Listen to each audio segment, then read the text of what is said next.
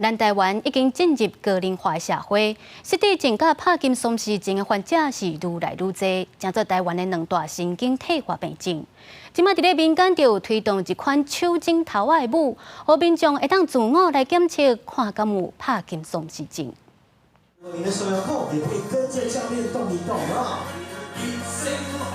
舞台顶，老师伫头前带头拍太极，时代拢真认真表演。因拢是帕金森症的朋友，这是一种中枢神经退化的病。台湾目前有8万多人得到。伫初期，患者会感觉动作较慢，困袂去，手会带点点镜头。因为较晚发现，高雄冲动心脏协会推广一种手镜头仔的舞，民众会当家己检测。要告诉大家，如果你有发现您或者是家中的长辈朋友在持续做这个25下的时候啊，食药啊，咔声，就用这几法来控制。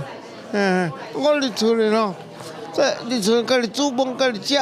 交伊表现的镜头是伫运动方面，伊可能会出现主要是一寡活动会变较慢。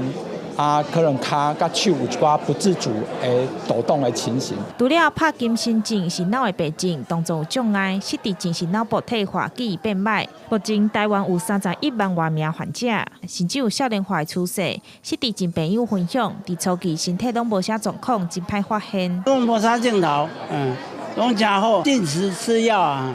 即马改好啊啦！最近天气变化，温度变化特别大的时阵，爱特别注意这退化的镜头，包括失智，包括帕金森这运动较无方便镜头，嘛会可能较严重。协会指出，大脑神经退化病症当中，排名第1是失智症，第2就是帕金森症。